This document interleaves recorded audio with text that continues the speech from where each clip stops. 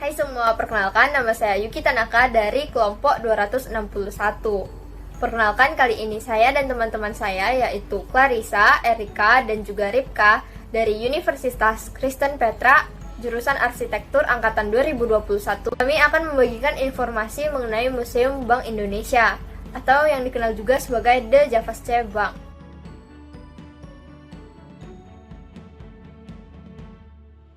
Museum Bank Indonesia atau The Javasche Bank didirikan pada tanggal 24 Januari 1828 oleh pemerintah Belanda.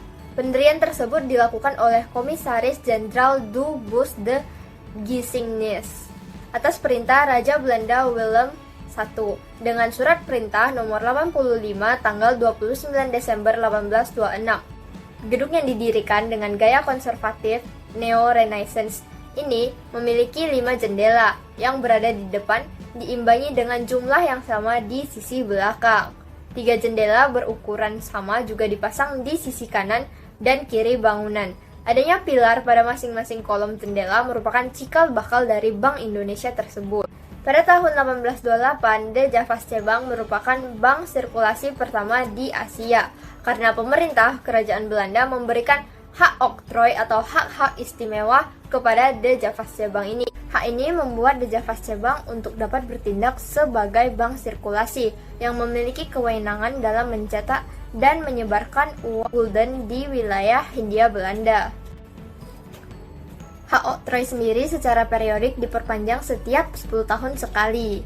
Nah, The Javasche Bank sendiri telah melakukan perpanjangan masa oktroy ini sebanyak 7 kali. 1970 sampai 1942, The Javasche Bank membuka 15 cabang di kota-kota yang dianggap strategis Hindia Belanda, yaitu Yogyakarta pada tahun 1879, Pontianak pada tahun 1906, Bengkalis, Medan, dan Banjarmasin pada tahun 1907, Tanjung Balai dan Tanjung Pura pada tahun 1908, Bandung pada tahun 1909, Palembang pada tahun 1909, Manado pada tahun 1910, Malang pada tahun 1916, Kutaraja pada tahun 1918, Kediri dan Pematang Siantar pada tahun 1923, Madiun pada tahun 1928, dan Tepat pada tahun 1942, yaitu pada masa pemerintahan militer Jepang. DJP dilikuidasi. Tugas DJP sebagai bank sirkulasi di Indonesia kemudian digantikan oleh Nanpo Kaihatsu Kinko atau NKG. Kemudian pada tahun 1951 muncul desakan kuat untuk mendirikan bank sentral sebagai wujud kedaulatan ekonomi Republik Indonesia.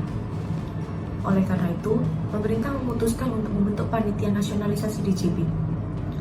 Dan mulai 1 Juli 1953, Bank Indonesia secara resmi berdiri sebagai Bank Sentral Republik Indonesia. Dan pada saat itu, bank ini adalah bank sentral yang mempunyai 3 fungsi utama, yaitu sistem pembayaran, perbankan, dan moneter. Selama tahun 1953 sampai 1972, Bank Indonesia berkantor dan beroperasional di Jalan Garuda. Pada tahun 1973, gedung DJP ini dipindahkan ke Jalan Pahlawan dan dipinjamkan kepada Bank Jatim untuk beroperasional hingga tahun 2000. Hingga pada tahun 2012, bangunan ini resmi menjadi cagar budaya dan dijadikan museum karena di dalam gedungnya banyak sekali koleksi-koleksi peninggalan bersejarah yang tak ternilai harganya. Gedung 3 lantai itu terbagi berdasarkan fungsi, di mana lantai pertama yaitu ruang basement untuk menyimpan uang, emas, dan dokumen penting lainnya. Kemudian lantai kedua untuk kantor dan teller, dan lantai ketiga untuk tempat dokumentasi.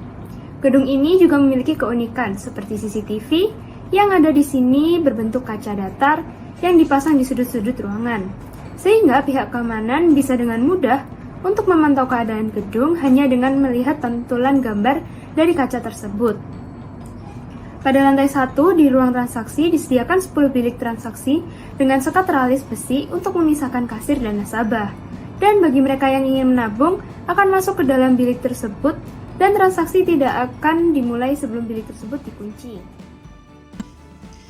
Selanjutnya adalah salah satu koleksi berharga yang ada pada museum ini, yaitu AC alami yang digunakan pada zaman Belanda. Selain itu, di dalam museum ini juga terdapat kaca patri yang belum pernah pecah hingga saat ini.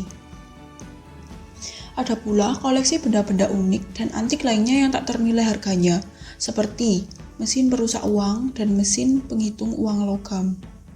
Uang yang dimaksud di dalam mesin perusak uang ini adalah uang yang sudah tidak layak edar.